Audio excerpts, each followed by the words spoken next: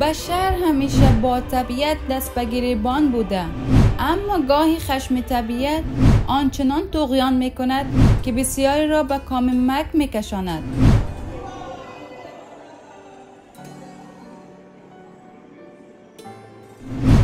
سلام دوستان، هر ساله طبق اعلان سازمان بهداشت جهانی نزدیک به 100,000 نفر در بلاهای طبیعی مانند زلزله، طوفان، سونامی، سیل، آتش سوزی و خشکسالی جان خود را از دست می دهند. بیش از 150 میلیون نفر تحت تاثیر آن قرار دارند. بلاهای طبیعی جزء جدایی‌ناپذیر تاریخ زندگی بشر بودند.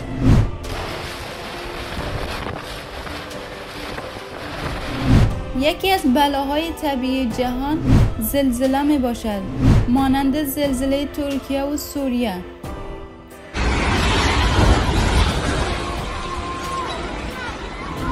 زمین لرزه‌ای که اخیراً در ترکیه و سوریه رخ داد، یکی از شدیدترین و مرگبارترین زمین لرزه های یک قرن اخیر در این منطقه بوده است.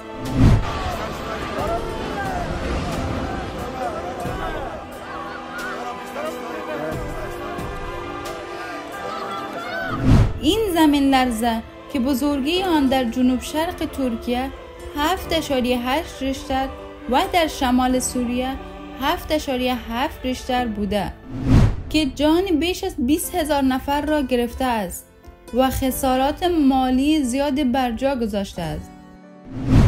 این زمین لرزه مرگبار بامداد روز دوشنبه 6 فروری رخ داد که مرگبارتر هم شد، چرا که بعد از پس لرزه های مکرر زمین لرزه قدرتمند بیش از 7 ریشتر در ظهر همان روز منتهی شد. هزاران ساختمان در این کشور فرو ریخته است.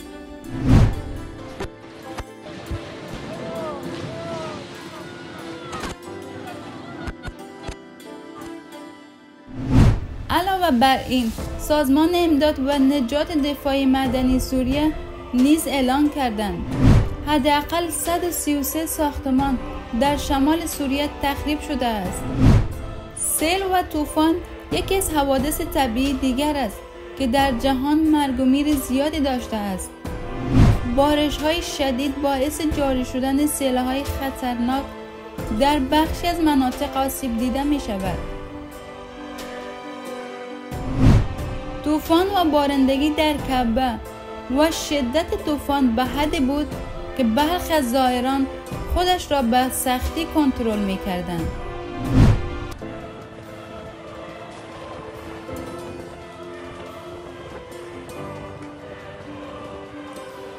بر اساس گزارش‌های خبری 29 نفر در اطراف مکه جان باختند. امریکا غرق در آب است. سیلاب‌های بی‌پیشینه اروپا، آتش سوزی‌های کانادا، همچنان هندوستان هم آسیب پذیرترین منطقه.